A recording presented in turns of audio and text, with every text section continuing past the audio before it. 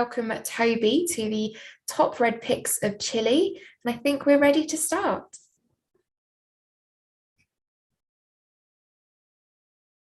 Just get Toby unmuted there. Okay, just while we are getting Toby unmuted and camera on, I'll quickly run through the order that we'll be going in, and perhaps Gil, you'll be able to pop that into the chat as well. So the first wine we'll be looking at this evening is the Undurraga TH Maipo Cabernet Franc 2018. So if you've got that one to hand, that's the one to open. So that is sample number one, or bottle number one if you've decided to buy some of the bottles. Does look like we may have lost Toby, so we'll get him back, but I would suggest if you've already got the wine in your glass, maybe give it a little get a little sniff and let me know what you might think of it. I don't want to lead you too much, so I'll wait for some people to put something in the chat before we crack on with what we think it might smell like.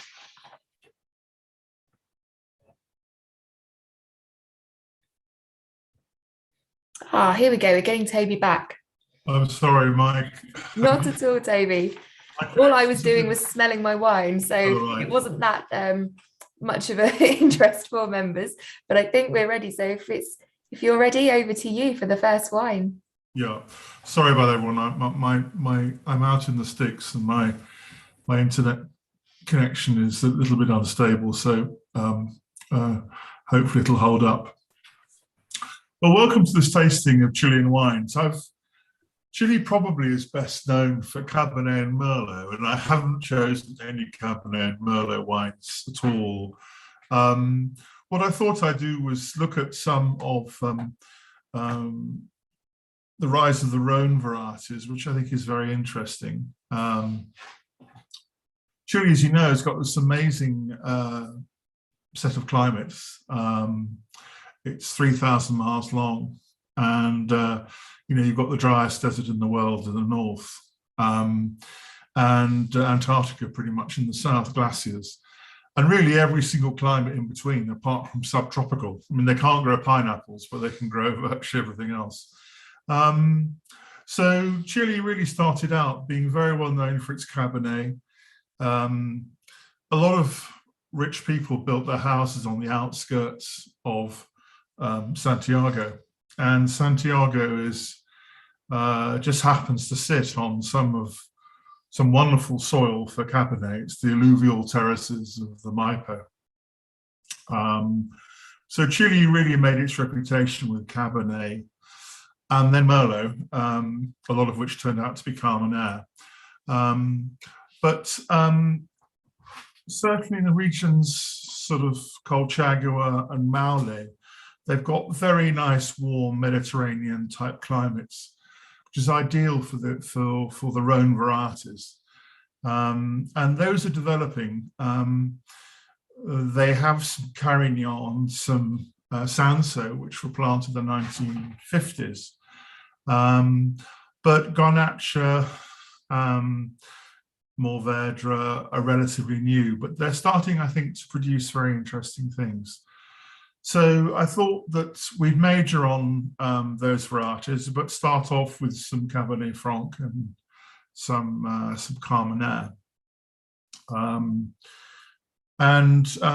I see I've really chosen wines from two bodegas only. One is Undurraga, whose winemaker, Rafael Urjola, I think for me is one of the most gifted of the younger generation, and tends to pick grapes that are ripe but fresh. So they're not heavy. They've got a lovely balance, or an almost European balance to them.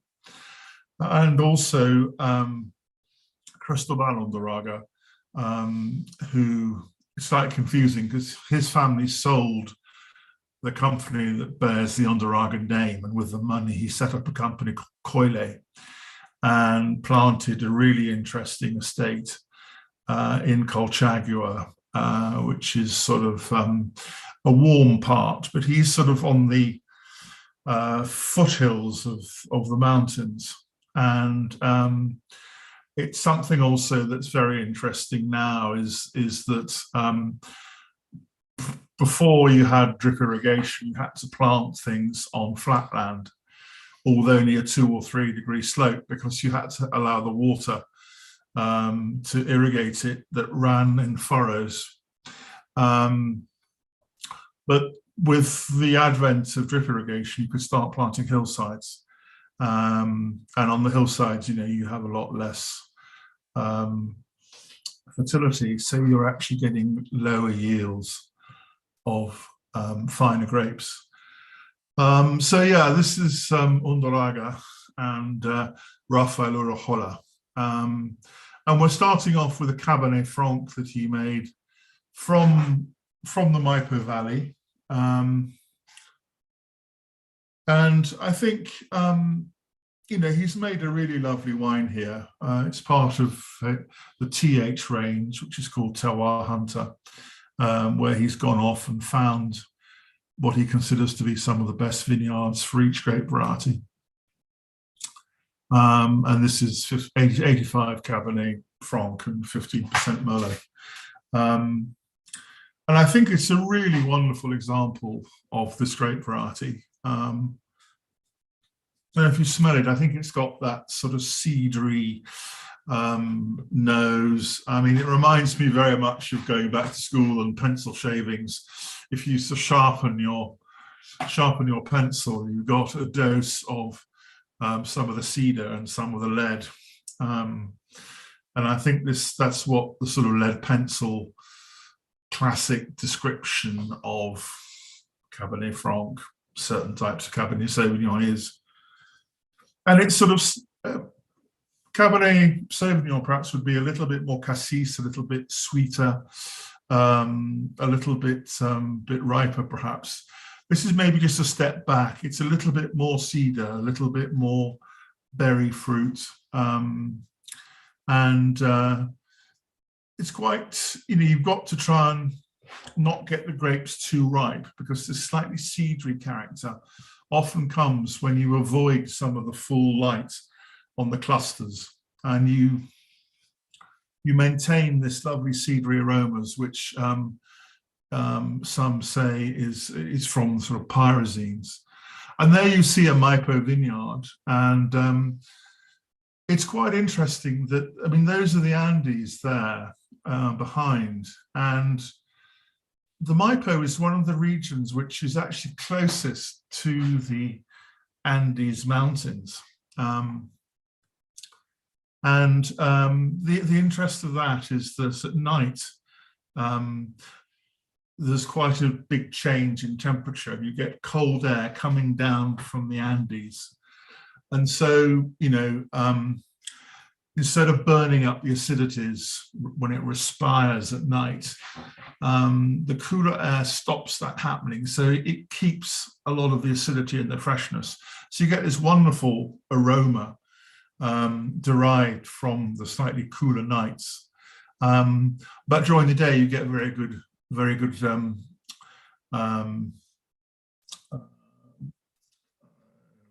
photosynthesis, during the day. So you have a lot of sunlight during the day, so you ripen the fruit, but at night, it can come down as much as 10 or 15 degrees, perhaps 10 degrees, and you actually save those aromas and that acidity. So I think you get a really nice balanced wine. And as I said, I think for me, Rafael Urrejola, he picks the grapes ripe but fresh. So this is not jammy, or it's not a sort of fruit bomb. It's got this lovely savory palate. There's a sort of dryness there and a freshness and this nice acidity that gives it a lift. And I think it's a lovely example of Cabernet Franc. So I mean, hope you're enjoying that. I imagine as well, Toby, with the with that range of the temperature, so the coolness in the evening with the warmth in the day, that also goes some way to help mitigate the alcohol perhaps getting too high. So we are looking at 14.5 on this one, but personally, I don't think it doesn't feel like it's overly high in alcohol. It feels quite nicely integrated. Is the coolness at nighttime something that will help with that, keep the Yes, I mean, down? people do worry about alcohols, and actually, I mean, I think with the Rhone varieties, I mean, even in France, I mean, varieties are different. I mean, a Garnatxa really isn't right below 14.5 alcohol. I mean, Cabernet Franc, arguably, yes, it can be, and you know, in the Loire, historically, you know, you get Cabernet Francs 12 degrees or so forth. It's really an issue in warmer climates where, and one's seen it also in Bordeaux, for example, in 09 to 10, where, you know, you've got wines that were 14.5, 15 degrees. And it's actually a phenomenon. It's not that people want that amount of alcohol, but curiously, as a grape ripens, you get the sugars first. And then actually, the tannins are synthesized from the sugars. They call them secondary metabolites. And so after you've got the sugars, you then need a period of time for the tannins to be synthesized and to ripen. And that's a process, and that takes longer. And what happens is that in the cool, roughly, sugar production is proportional to photosynthesis. And it's actually in the cooler years, the cooler climates, where you get sugar ripeness and tannins together. When it's warm, you get sugars being produced very, very quickly, and then you have to wait for the tannins. So the wines are more alcoholic in Chile, but they are working on trying to reduce that. But I think, as you say, Catherine, you only really notice alcohol when it sticks out, when there aren't a lot of other elements in there. You know, if it's proportional to the wine. So if it's a big wine, like some of the Rhone wines are, you know, where you have a lot of fruit, a lot of tannin, a lot of acidity, the alcohol, as long as it's proportional, it doesn't stick out. So I think that you're going to get it in the Rhone varieties. That's normal. You know, it's just like some potatoes. There are some early potatoes, you know, that ripen early, and some the main crop that are later. You know, and so, you know, you just have to allow each fruit to mature at its time. Because if you picked, as I said, if you picked a Grenache at 12 degrees, it would be green and horrible. Mm. So you're going to get alcohol with the Rhone varieties. They're working on the Cabernets and the Carmeneres to harvest them much earlier than previously. You know, I think providing the tannins are firm rather than green, they will soften. And I think they did perhaps harvest a bit too late at one stage, but I think now they're going back. So let's move on to the Carmenere, shall we? I'll try and follow Catherine's instructions. And just as we're all pouring our second sample there, Toby, we've had a question already about, and it's one that comes up quite often, and it's one that I quite enjoy in general, about sort of food pairings. So I don't know if perhaps you want to give a couple of suggestions for each of the wines as we go, or what would you think would be an ideal wine to have, an ideal food perhaps to have had with that first Cabernet Franc? Sorry, can you just repeat that? I was a bit distracted. My phone went. In fact, it was Cristobal Undurraga ringing. His ears must be burning. His ears must be burning, yeah. And I managed to get this all over my desk. Right. Talking of food pairings with the wine, so with that freshness from the Cabernet Franc and but as well the fullness of flavour, I'd imagine that would be good to pair with something that's quite rich and full in flavour itself. I'm thinking maybe slightly fattier meats. Exactly. I mean, that's my feeling exactly. I mean, I love the Bordeaux varieties, you know, which have got tannin and acidity with the slightly fattier cuts. So, you know, a shoulder of lamb, shoulder of pork, fillet of pork, shank of lamb, those sorts of things. I mean, I think it's lovely. Lamb and beef, I think, and pork would be very good with that wine.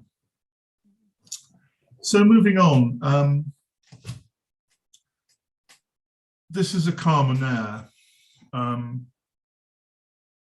And again, it's part of the Bordeaux family. You may know that it's quite a late ripener.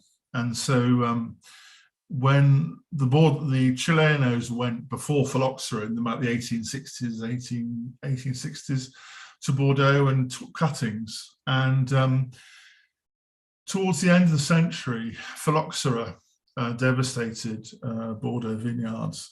And when they were planted, they didn't really replant much Carmenere because it wasn't ripening. But of course, in Chile's warmer climates with virtually no autumn rains, it's fantastic. And Chile's got more Carmenere than anyone. And interestingly, they're just restarting to plant Carmenere in Bordeaux. Brancantenac has planted 1.5 hectares or something. So the world is turning around now. It's much warmer.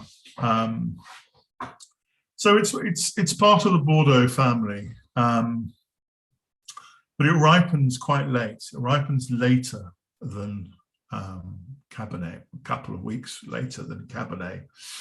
And some of you may be aware that for a long time, Carmenere was mistaken as Merlot. And Merlot ripens like a couple of weeks before Cabernet. So it used to be, people thought it was Merlot, so they picked it quite early. And that's when it had quite grassy aromas, like a bell pepper. And those are the sort of green pyrazines, the cut grass, which actually is not, it's a little bit of that's nice, but actually doesn't age very nicely.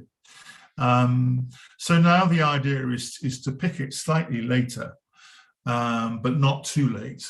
So you have some of this sort of cedary character that you find in the Cabernet Franc, but basically Carmenere is really round and rich, but it has this sort of cedary top note. And as I said, people were picking it far too green and it was grassy and it was horrible. And then when they realized it was Carmenere, they then went to the other extreme, as everyone does, picked it too late. And then it was very jammy and it needed a bit of Cabernet to give it some backbone. And it was quite difficult to drink, because it was so big and it was a bit of a fruit bomb. And some of them were being picked at 14.5, 15 degrees. So this is 14, but he's now picking between 13.5 and 14, And actually, I was tasting through Cristobal's range and tasted this Carmenere. I thought, wow, that's fantastic. I said, you ought to bottle that separately. And that's actually what he's doing now. And G2 is the name of the parcel. And so this comes from the Koyle estates. They've got a lovely estate, which again, 20 years ago, you couldn't have planted it. It's planted on a hillside. And at the bottom, you've got more red clay. And as you go up, you've actually got a basalt hillside. And the basalt's very, very crumbly, this rock. And the vine's already going down 2 or 3 meters into this. And so Cerro Basalto, that's the name of the upper terraces, where you're getting much, much less clay and much more, you're getting much less clay and much more basalt. And the soils are poorer, so the yields are lower. And all the Koyle vineyards is divided into 50 or 60 different little Cuartel blocks, each with its own irrigation regime, so you can give more or less water. And different varieties, need more or less water. And it's really a lovely estate, and Cristobal spends quite a lot of time living on there. He's got on his card viticultor, viticulturalist, and most people have winemaker. And most people live in Santiago and don't live near the vineyard. I mean, his children have just become teenagers and they've had to move to Santiago. But he spends 3 or 4 days on the vineyard and would like to spend more. And he's a great observer. You go out there and he's observing what's happening, and he's very much in tune with what's happening. The vineyard is biodynamic, organic, and yeah, you can see that they plant flowers between the rows to attract the insects. And the other side, you can see these rolling hillsides, which again, if you didn't have drip irrigation, you couldn't. It would be too dry, really, to plant much there. So I think really it's a wonderful estate, and Christopher looks after it beautifully, and that attention to detail, I think, is what sets his wines apart. This purple flower is the Koyle flower. You see it in the mountains, and that's him there on the right in the autumn. Carmenere goes a really dark red, a bit like the leaves just over his right shoulder. But when you see a block of Carmenere, it's related to carmine. Carmine is the colouring matter, I think, from an insect which was used as a dye, and the colour of Carmenere is very, very deep. So what I like about this wine is, although it's rich, it's got this nice cedary nose that they put up. There's a little bit of about 10% Cabernet Franc in here just to accentuate that. We've had a comment from Tim saying it's more accessible, or he's finding it more accessible as a Carmenere than he usually would find a Carmenere. And do you think that's this is from me now, do you think that is in part down to Koyle, or do you think that is the way that Carmenere in general is going in Chile? Where it's going, but I think this is a particularly good one. And I think he's right. Tim's right. I think it's more savoury. It's not too sweet, is it? Because I think often these really late pick wines, they have high pH, very low acidity, and they don't stand up to food. What stands up to food actually is something with more structure, more freshness. And it is like a turbocharged Merlot Carmenere, and it can be too much of a good thing. If you let it ripen, it will ripen, and it'll have no acidity, and it'll be jammy. So I think just holding back that ripeness. As I said, this G2 block is, 2/3 the way up the hillside. You've got much less fertility. You've got porous soil. So the vine produces less fruit, but it's more concentrated. And I think that's also part of the quality of it, is the way that block is managed. And as I said, just tasting through his samples, that just stood out, I think, as a wonderful Carmenere. So, I think it's one of the best Carmeneres made in Chile. Been getting good write-ups from people like Tim Atkin. So, I think it's a good one and a drinkable one. As I said, you've got to be careful with Carmenere. Not everything is drinkable, but I think this one is. Yeah, I agree. Ken's commented that wines of Chile used to say that Carmenere was Carmenere with curry, which I can absolutely see. You've got that lovely freshness and ripeness there. Perhaps something like even a tomato-based curry, because I think there is a slight sort of really ripe tomato, even a little bit of a gentle kind of balsamic quality to it. Someone's mentioned that it's a little bit more vegetal than fruity, and I think that's true. You've not got too much of that really green pepper pyrazine flavour, but it doesn't have that real concentrated like jam or stewed fruit. So yeah, I think curry's a really good shout to have with that one. Yeah, I think there's a little bit of spice, a bit of clove, perhaps. As you said, it's not just sweet fruit. Be nice with chicken or maybe veal. It doesn't quite have the acidity or the tannin of Cabernet Franc or Cabernet Sauvignon. So I'd have it with things that have a little bit less fat. But I think it's a very drinkable wine. So hope people have enjoyed that. Shall we try So, and go on to number 3? on to number 3, exactly. Hoping Let me, this might be a slightly less messy affair. I think perhaps if you do a few pouches, we might get a bit of practice getting it in the glass. I saw someone commented that they had it going over the table. I have also had it going over the table. So once we've done this, members, do let us know how you found the packs once we get to the end of the tasting. Hopefully you'll find them quite convenient and that you're able to try more wines than you would ordinarily be able to sort of open bottles for in an evening. But let us know how you get on. thank you, yeah.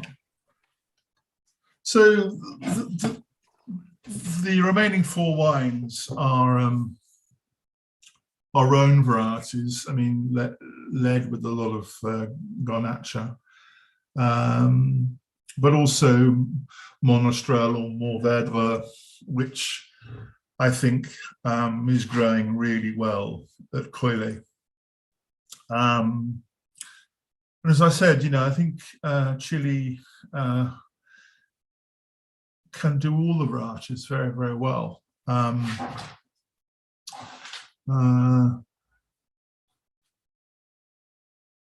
Koyle, as I said, is in Colchagua, which is warm, but he's up on a hillside.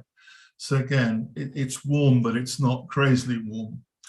And most of the Undurraga wines actually come from Maule. And the last one, Cauquen, it actually comes from Cauquenes. And it's a play on words because Cauquen actually is a type of duck that you find in the south. So you can see the wing of the bird on the label. And Cauquenes is one of the best areas of Maule. And so Maule is below Colchagua. It's sort of further south. What's interesting is actually that as you go south, you know, you have 2 ranges of mountain in Chile. You have the Andes, but you also have the coastal range. And the coastal range near Santiago is up to 2,000 meters. But as you get further south, the range is much lower.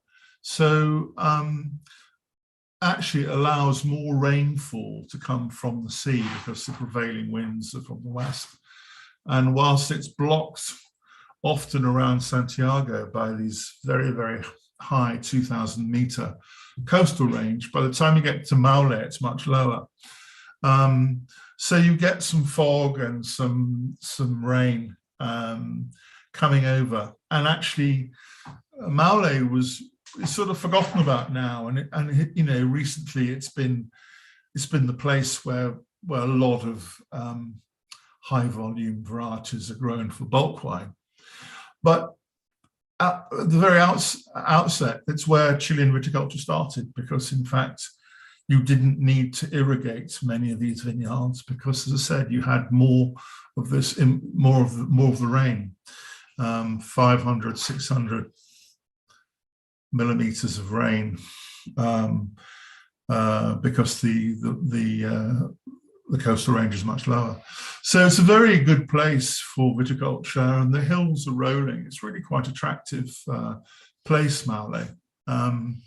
So that's really where the Undurraga Rhone wines come from.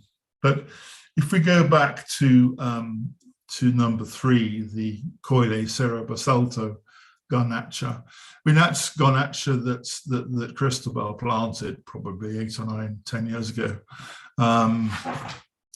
Again, Cerro Basalto, it's in the upper terraces of the vineyards. So again, you're getting less fertility, more concentration, lower yields. And I think, you know, he's just sort of already starting with these varieties, but I think they're already showing promise. I mean, this is really quite floral. I think sometimes, you know, Garnatxa has almost like a Pinot Noir fragrance, you know, perhaps not quite here, but I think you get a sort of rose petal aroma, a bit of orange peel. Really quite a nice aroma. And, you know, on the palate, I think it's big, rich and round. I was quite surprised by the perfume on this one, Toby, in Yeah. comparison to other Garnatxas, because it does have that real sort of orange blossom quality on the nose, isn't it? That orange oil. I was also interested in the spelling, because it's the Basque or Catalan spelling, isn't it, for Garnacha? Is there much reason behind that? He's playing around with it. I took Cristobal, and I are quite friendly, and I took him on a trip around Spain, and to actually show him, because he was growing, he's got some nice Tempranillo, and he was growing good Garnatxa, and Carinena and Monastrell, and all those, although one tends to think of, you know, Carinena is Carignan and Monastrell is Mourvedre, you tend to think of those grapes as French grapes, but there's the Spanish would have a very good argument to say they're Spanish. And I was so impressed with the Tempranillo and Monastrell that Cristobal was growing, that I sort of took him around parts of Spain. And later we went down the Rhone Valley to look at Cerro and Garnatxa from the south and things. But yeah, I mean, it's interesting. I mean, Telma Rodriguez, you know, in Rioja always says that, you know, Tempranillo, when it's young, has very little aroma. So, you know, Riojas, when they're young, you know, it's very nice to have Garnatxa, because Garnatxa has the aroma. And some of the Garnatxas from the high parts of Navarra are wonderful, very, very fragrant, you know. And, you know, people say it oxidizes quite easily, but many will know that, you know, some of the greatest Chateauneuf, Chateau Rayas, you know, was 100% Grenache, and that lasted a long time. And I think if it's well treated, particularly as the vines get older, I mean, I think these are young vines, and I think Garnatxa does improve a lot. Interestingly, Undurraga have grafted some Garnatxa onto 100-year-old Pais vines, so you get this old rootstock. And I think you do get a very nice sort of concentration of flavour as the vines get older. But I think already you see it. And I encouraged Cristobal to bottle this separately, because I thought it was very, very interesting. And he's now got foodrers. You know, the other thing I think about winemaking and grape growing in Chile was that, you know, it was very much modeled on Bordeaux, you know. So you had the traditional barrique, you know, the 225-litre barrel, which was used for Cabernet. You know, Cabernet is a very tannic variety. And in Bordeaux, you know, you actually rack it 4 times the first year. And then you actually put it bon d'à-côté for the second year. So, you know, you give it lots of air to soften the tannins the first year. And then it has another year in barrel generally, or 18 months, 19 months. You know, if you go around Bordeaux, you have the first chai and the second chai, you know, where you need the space for 2 different vintages to be maturing, because they're matured roughly for 18 months, 2 years. Whereas the Rhone varieties, they don't need that much exposure to oxygen. Oxygen softens the tannins, but it can also destroy aromas if there's too much oxygen. And the Rhone varieties, particularly the southern Rhone ones, you know, Monastrell, Carinena, Garnatxa, they have less tannin than, say, Cabernet. And so you don't need to give them so much air. So you tend to have much bigger barrels, you know, the foudres, which are 500 or 600-litre barrels. So the wine, there's a gentle micro-oxygenation here, a little bit of oxygen that comes in, which softens the tannins, but it's not so much that it destroys the aromas, which I think it would do if it was in a barrique, 225 litre barrique. So I think that technique of wine of maturation goes with these varieties, and they're learning how to do it. But I think they're already making pretty good strides.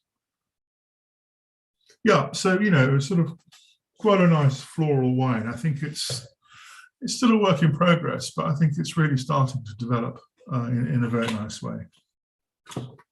Okay, shall we head on to wine number 4? Yes. So this one that we've just had, number 3, was 100% Garnacha, wasn't it? It was. So we're now going on to one where it's the predominant grape within a blend. So that will be interesting. Yeah. See the change.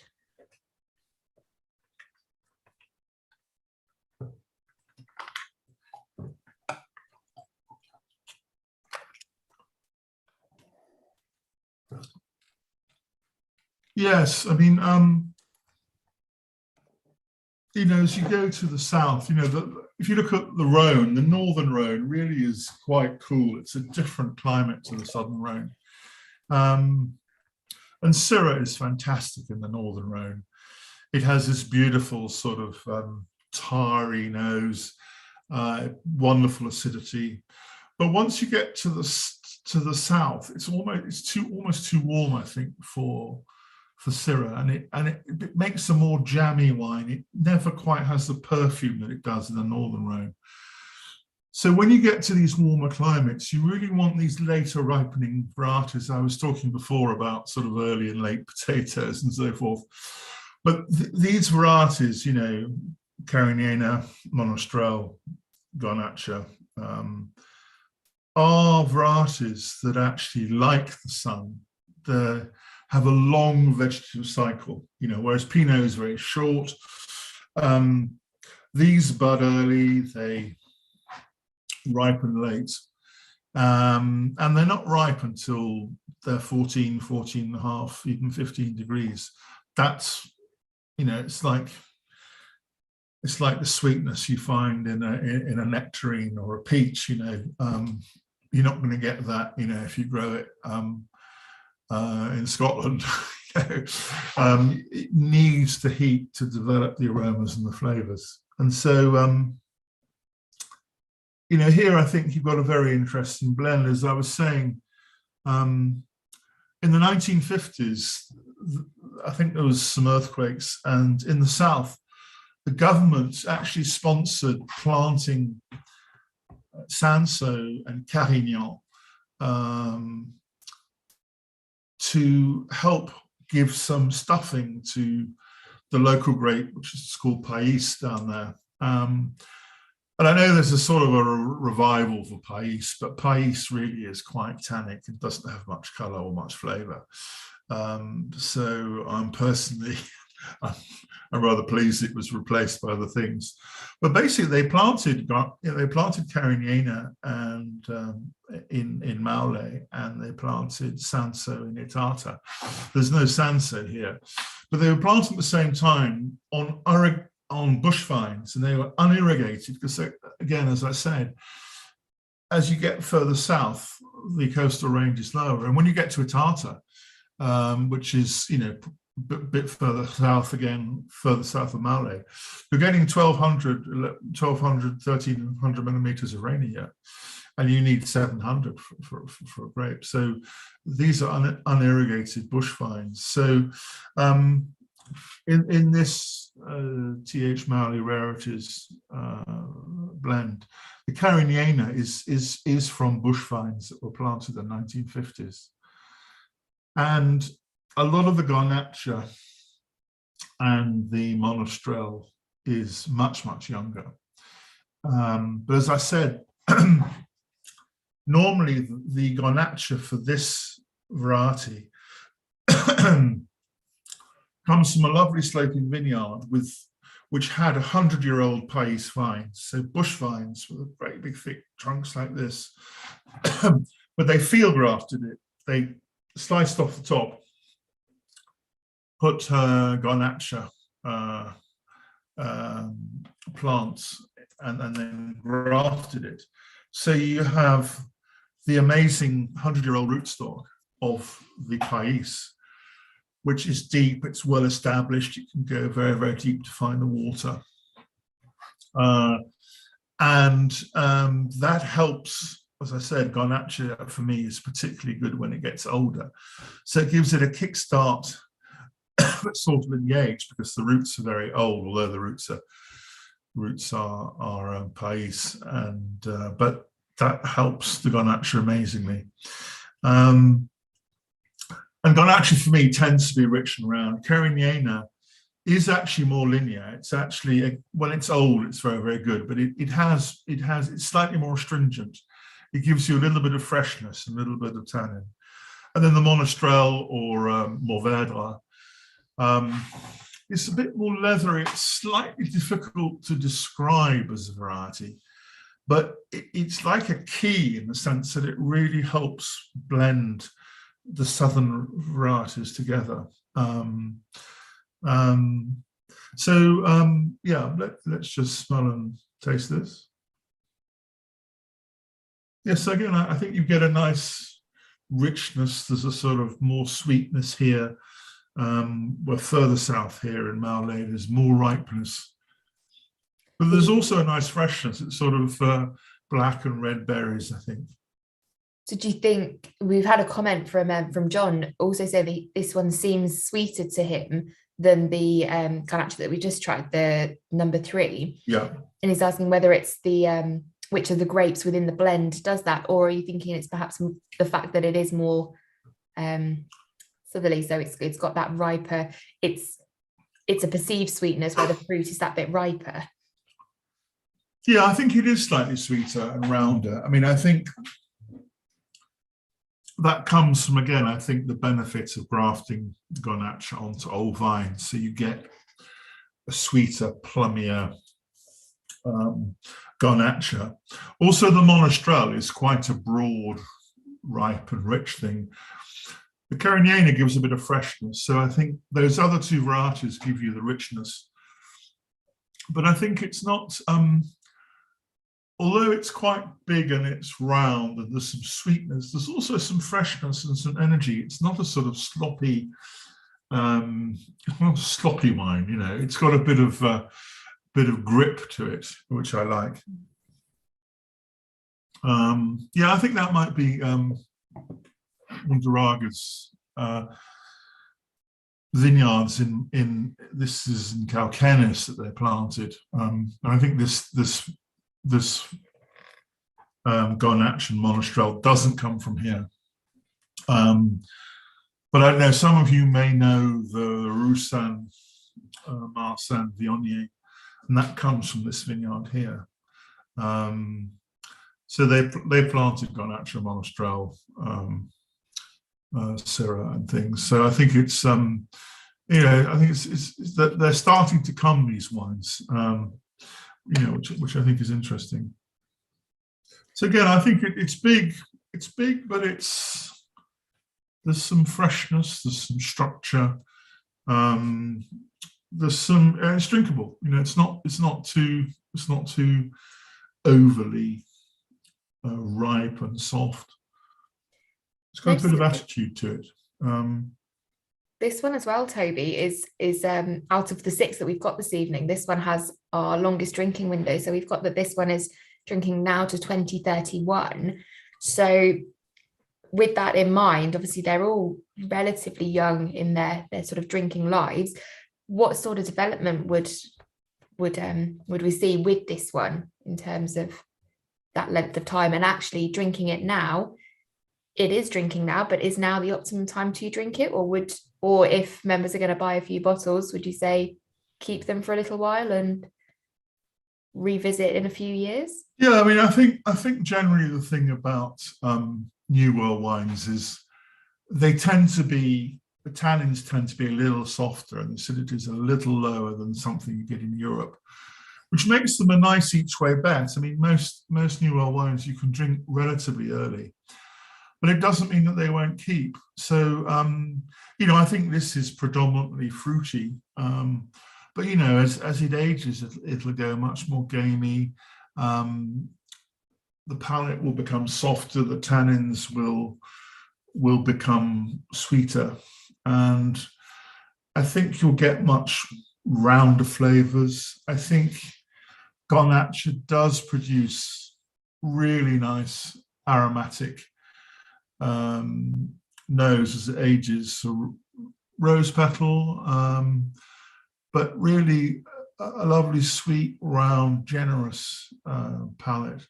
So I think it'll soften and mellow, and I think the varieties, you know, will get to know each other better, and there'll be more harmony.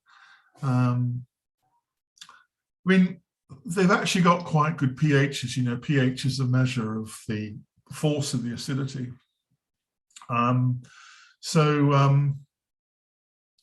Although they're ripe, they have actually got quite good acidity, but it's rather hidden by the richness. So these are wines that will develop, you know, very nicely with a bit of time. I just think it's a very nice blend. You know, I think everything works together.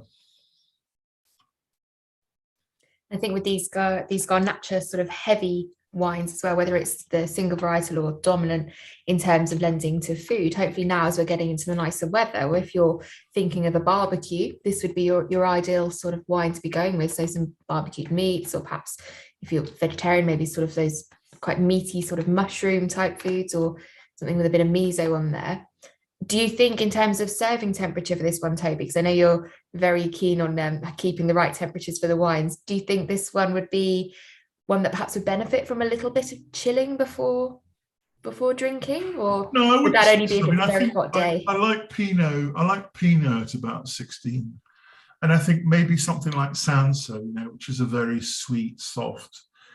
I mean, one of our members called it Chilean Beaujolais, because Sanso is really quite a soft and sweet variety. You know, Carignan has some acidity, Monastrell has some structure, and also when Garnatxa gets older, the vines get older, you get a ripe wine, but it does seem to concentrate also the acidity. So I think sort of 18 degrees, I would, but I mean, I think in a warm summer evening, I think you're right. These sorts of wines, you know, tend to go with herby things, you know, like thyme and rosemary. Those smells that you get, you know, in the southern Rhone, the maquis, those wild herby smells. So I think you're right. You know, a nice barbecue of ribs, or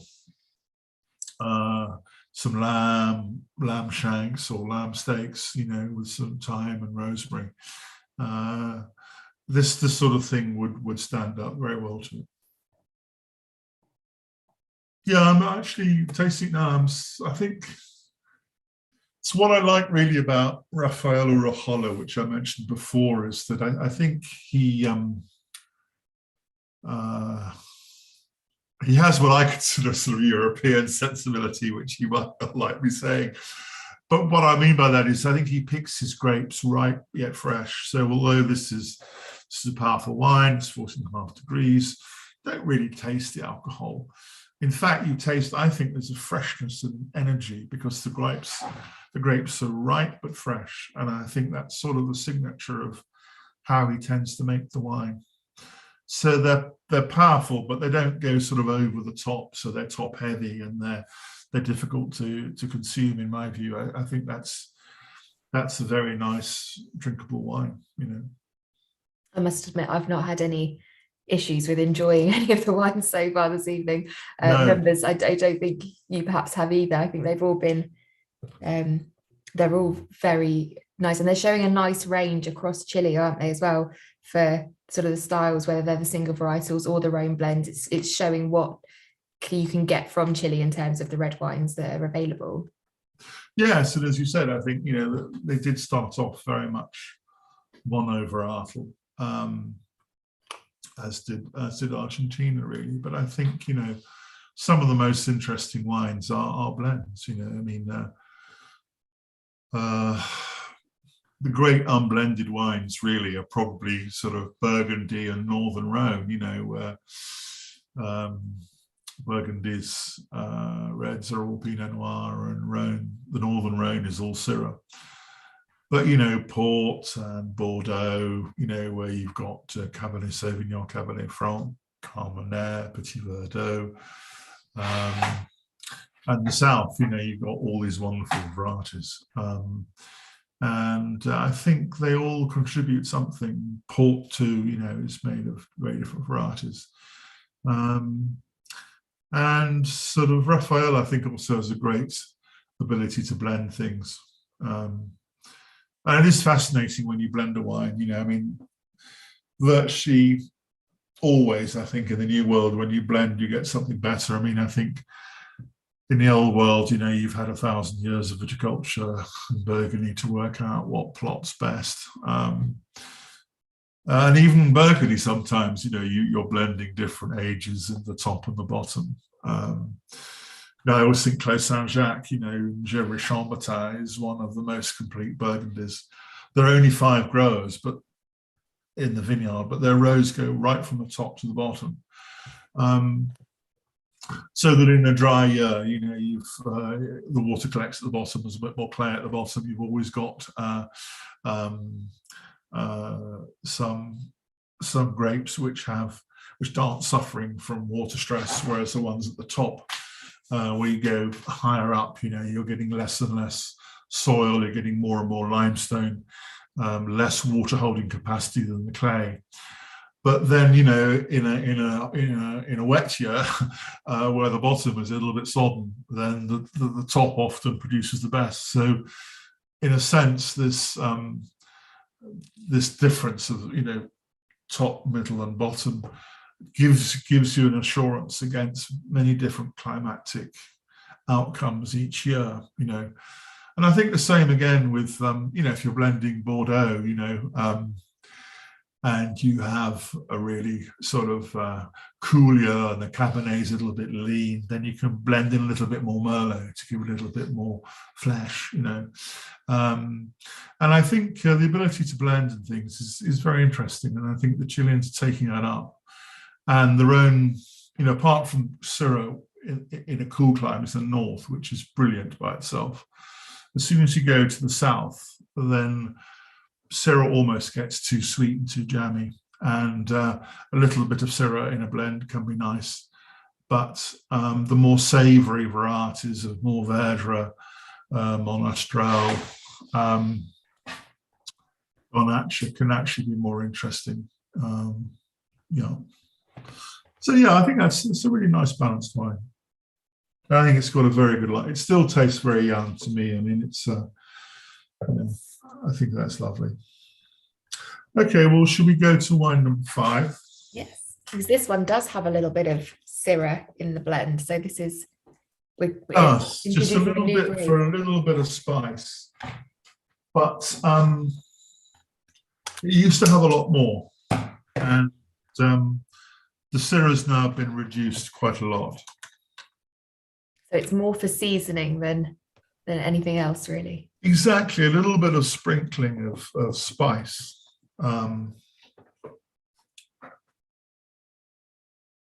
So I think this is, again, I think this is another very, very good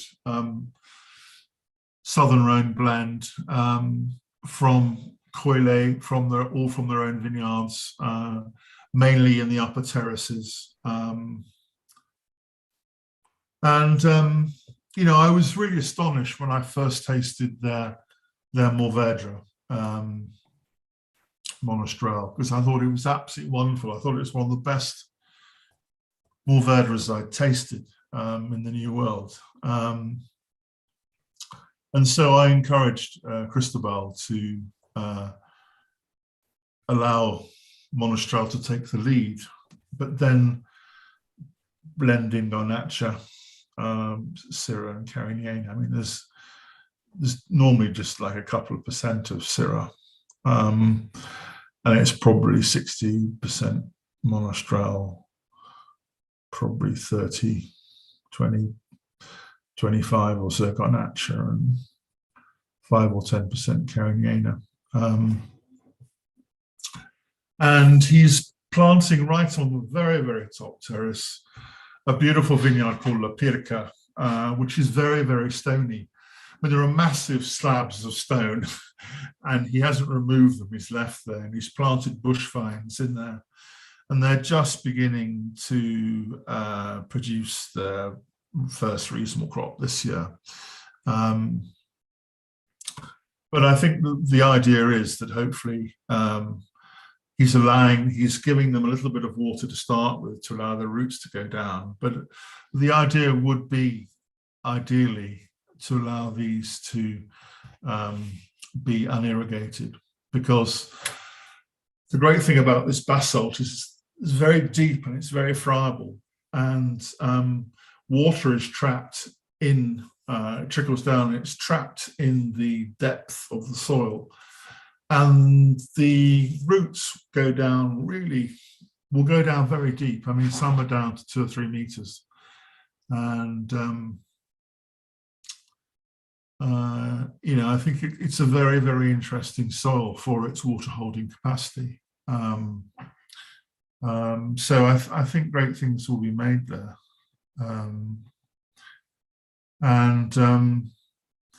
Cristobal's giving this, I mean, I think what's very interesting is that these varieties, they do need quite a lot of time in wood, but as I said, large 600 litre or even bigger foudres, 1,000, 1,500 litres. He's got some bigger foudres now.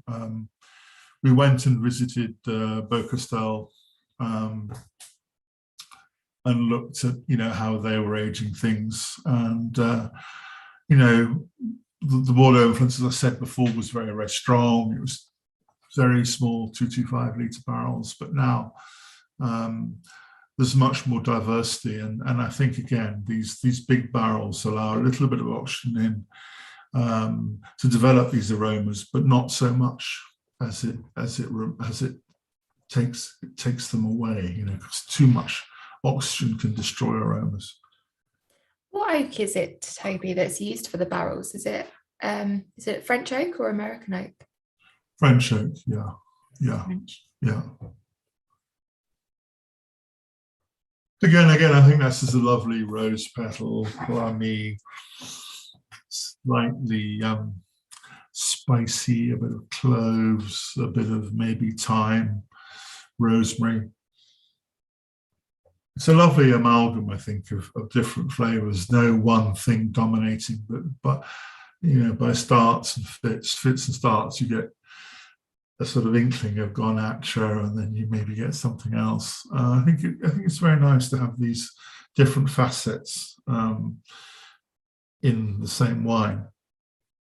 But a couple of members saying that they think it's the best wine so far, and one commenting that thinks it's a very skillful blend, which I think is an excellent way to describe it. Actually, it is a very skillful blend. You can taste the craftsmanship that's gone into it in getting. Yeah, it's yin and yang. You've got the softness of Garnatxa, but you've got a little bit of freshness from the Carignan pulling you in another direction. You've got this sort of leathery, the Mourvèdre, and I think it just, there's like a tension between different aspects of it. And I think that's very, very satisfying. Tim Atkin wrote it up very nicely recently.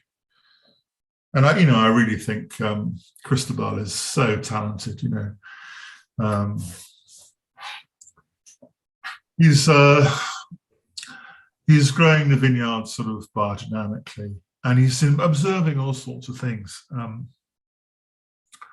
Cerro has very, very thin skins, and not that happens very often, but sometimes you get an uptake of water, and the water comes up and it bursts the skins, and that can be when you get botrytis and fungal diseases happening. And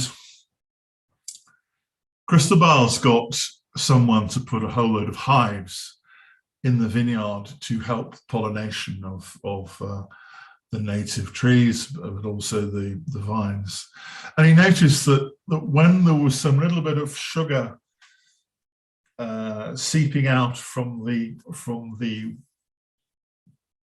Cerro, when it was very, very ripe and it had just burst, the bees would come and they would suck up the sugar and they would stop any fungal diseases growing. And he's full of observations like that, how nature is able to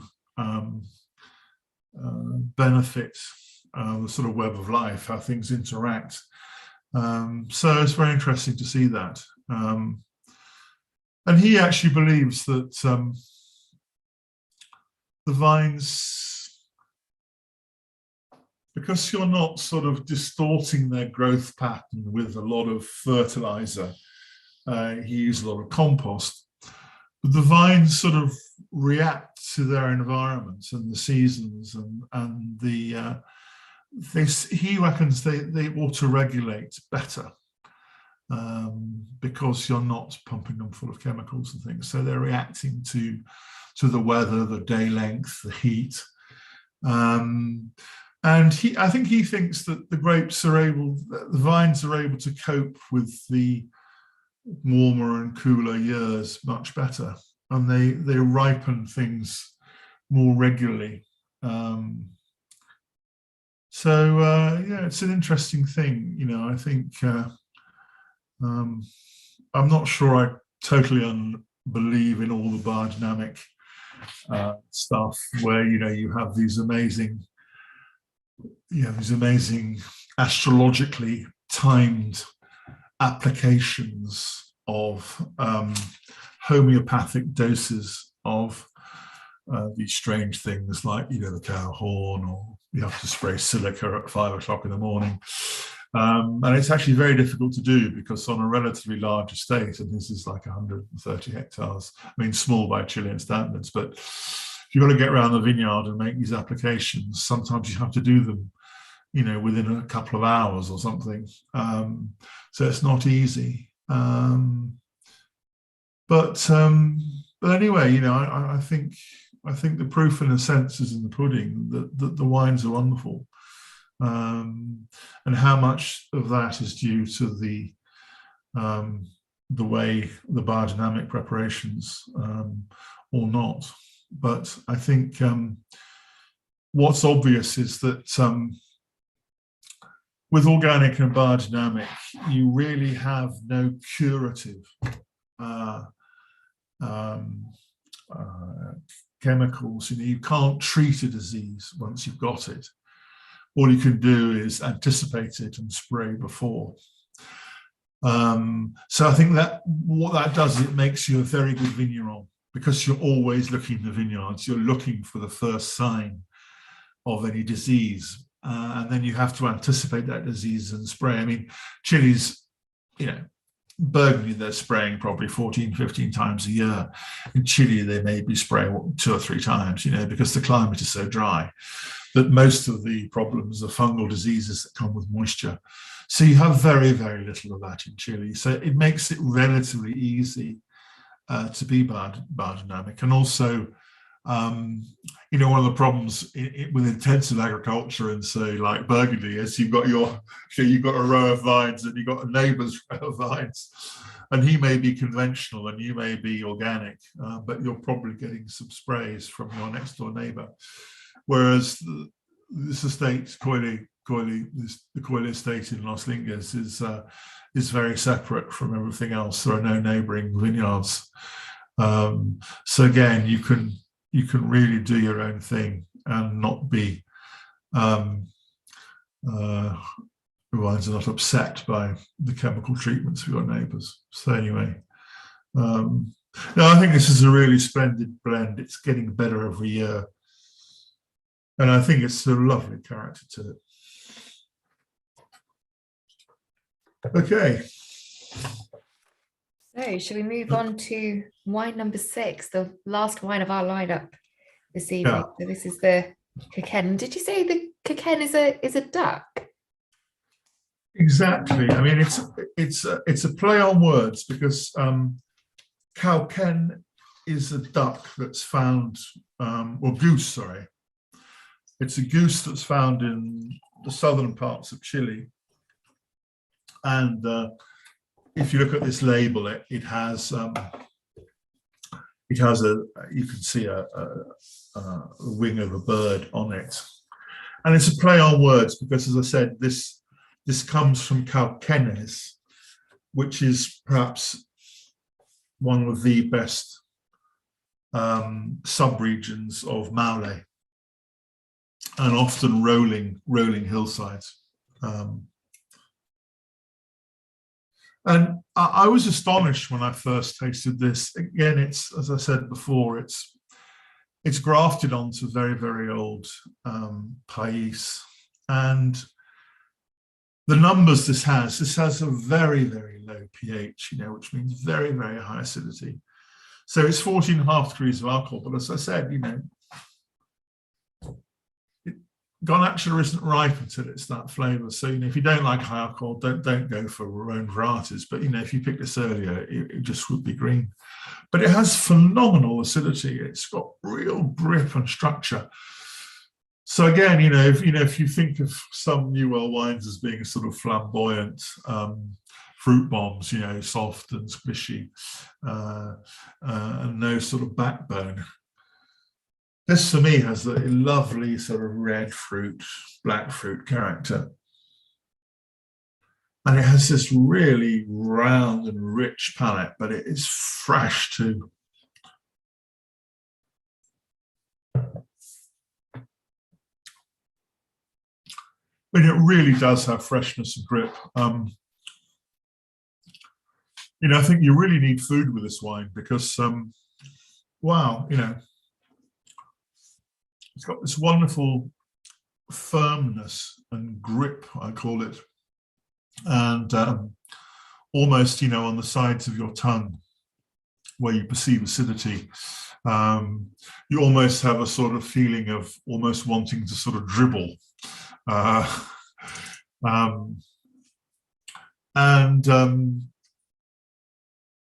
This is a very structured wine. It's a wine of the South, but as I said, it's got attitude. It's firm. It's fresh. It's got a generous palate. For me, it's a wonderfully balanced wine, and it's almost painful at the moment on the mouth. A bit like some cheddar when you get a really good. This is Montgomery's cheddar. I don't know. Sometimes the acidity is really quite strong. I feel I have to chew through it. What? I have to chew through it almost. Yes, exactly. It is a chewy wine. It's got structure, but it's not dry and it's not astringent. But it's just like meaty, isn't it? It's got a solidity and a firmness to it, which lifts up, the richness of the fruit, and I think, I've given this also a long drink date. I mean, it's only their second or third vintage, but wow, I think it's a real find. And, I think in 10 years' time, that's going to be very, very special. I think as well with the fineness of the wines, I mean, obviously this is what I'm about to say is very subjective, but I would say as well that the affordability perhaps for a wine of this quality and longevity is quite good as well. That actually, it's at £21, which I think perhaps if you serve that to someone without knowing the price, they would perhaps mark it as higher. I think it's got that quality there. Absolutely, it's got a natural concentration from the old roots, of the pais, when you have deep roots, if it's a drought, you don't suffer because your roots are getting all the water from 3-4 meters, and also if it's raining, not that it is in Chile normally, although they do have the odd year where they have, 60, 70 millimeters in a couple of days. And some grapes the water could be sucked up and the grapes burst and they get botrytis. But, again, if you don't have very many superficial roots, when you have rain, these roots are very deep, so it doesn't suck up the rain. So deep roots, protects you from drought and from flooding. So it gives an evenness, and it's able to react to the different water regimes. It also, the old vines have more carbohydrate in the trunk, so if you have a coolish year, it can supply carbohydrate to the vine. So old vines do have this amazing ability to produce less and better, and seem to be able to even out the variability of the year, so you get more constant quality. So anyway, I hope you've enjoyed this tasting of perhaps the Rhone varieties, the 4 Rhone blends, or single varieties or blends. I think again they're still relatively a work in progress, but I think there's some astonishingly good progress has been made, and they're only going to get better. And I think it's nice to see a Cabernet Franc with that lovely sort of lead pencil aroma. And as I said, the Carmeneres, which were picked too young and green, and then were picked the other way, where they were too sloppy and jammy. Now they're picked in the middle. They have alcohol, but they're savoury. I just wonder if I've. Have you still got me? Yeah, I think my internet's playing up. no, I don't know if there are any questions. Did anyone bring any questions? There's a couple of questions, but actually they are all relatively linked. So I'm going to round them all into the one question. Oh, right, good. And it's because it's all quite interesting. There's like a couple of bits to comment on. So it's in general sort of if there are any other regions to look out for within Chile that you would recommend, and then with that, any comments you have on the new subdivisions, so the Costa, the Entre Cordilleras, and Andes and Aconcagua, and then also, as a slightly more fun aside, perhaps what's your favorite vineyard or favorite region if members were looking to visit Chile for any sort of vineyard trips? Well, as I said, Chile can just do all the varieties, so it's very interesting. But I think what's exciting always is to see them progress from the Cabernet Sauvignon, which just so happened to be very suited to the land around Santiago, where the big families, like Colchagua and people built their houses and then planted vineyards. And so I think, the Cabernets were wonderful. I think what's fascinating also are the Pinots, the Chardonnays, and the Sauvignon Blancs, particularly in 21. There are the coastal vineyards, very cool. I think Lima is very, very exciting in terms of wines. I think there's a lot of interest in the south. Just further south from Maule is Etata, and Etata's got 1,500 millimeters of rain a year. So you can what they call over there dry farm. You can grow grapes without irrigating. And again, I think the vines are more better. They better know how much water to suck up than vineyards where man is giving the drip irrigation. So I think Sanso is beautiful from the south, and there's been a series of quite dry years. So in the north, Limerick is fantastic, but it only gets 100 millimeters of rain a year, and the rest is supplied from, there are about 5 reservoirs. But if they don't get enough snow in the winter, they start to get twitchy. Whereas, as I said, when you go further south from Maule, you're getting natural rainfall. So there's a lot more interest there, you know. So I don't, you know, I like variety and I like to have my cake and eat it, but I think I am fascinated by the, you know, by the Monastrell and the Garnatxas coming out from Maule. I mean, I think that's very interesting. And also Roussel Marsan, Viognier, you know, Undurraga do a lovely one for about $8.50, you know, which I think is lovely. I know we've focused on reds this evening, but we have previously had both Cristobal and Raphael doing an event with us about the cool climate Sauvignon Blancs. So I think I would say they're very much ones to look at if you are fans of white wines. Absolutely, as well. 2021 was this really quite cool year, and they're spectacular, you know. And some of them, I mean, Ignacio made one for us called Ignacio. It was only 12% alcohol, you know. It's lovely.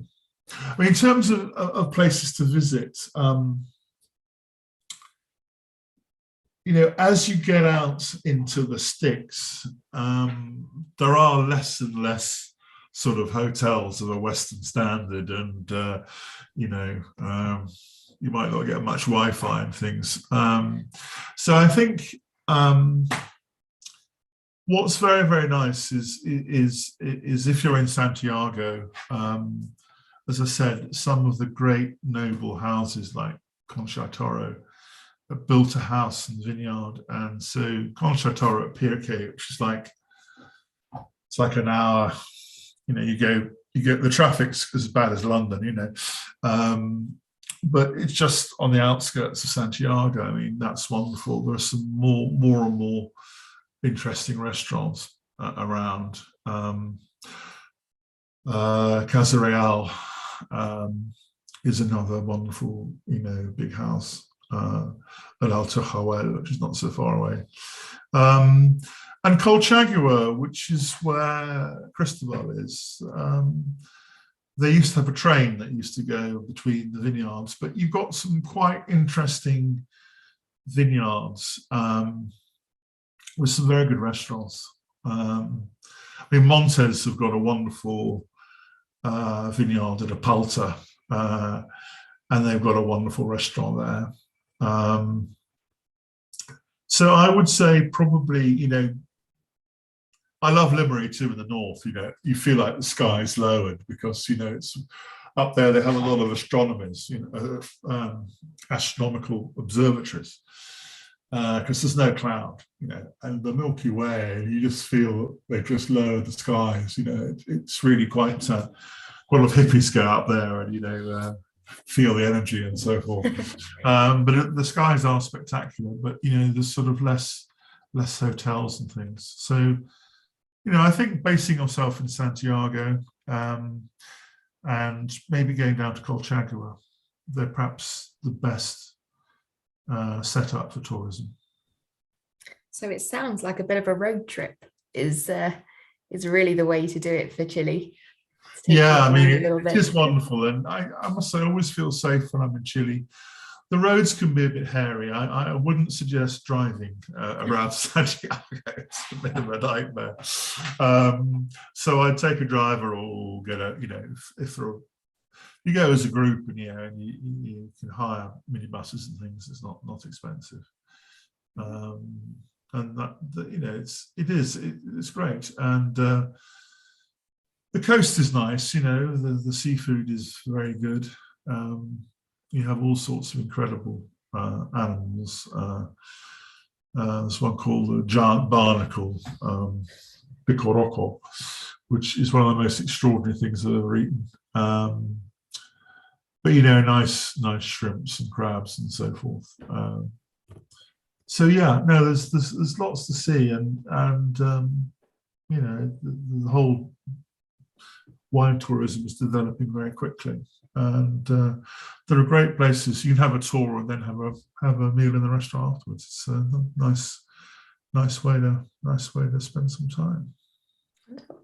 I think Chile is definitely going on my bucket list, which is getting longer by the day, vineyards to visit. But thank you very much, Toby, for this session. It's been great to be able to try the wines against each other as well. I think that's always a real benefit with these sort of tastings, that you can actually have it as a comparative tasting, which I know I really appreciate and benefit from. I hope, members, you've enjoyed it as well, if you've had the packs, or if you've now seen how we do and would be interested in having more events with these tasting packs, do let us know. Thank you, Gil, as well, for all the slide sharing this evening and keeping us all on the technical straight and narrow. So thanks again. We hope to see you at another event soon, whether that's in person or through the medium of the internet. So cheers, Toby, and have a lovely evening. Thank you very much, Catherine. Same to you. Cheers.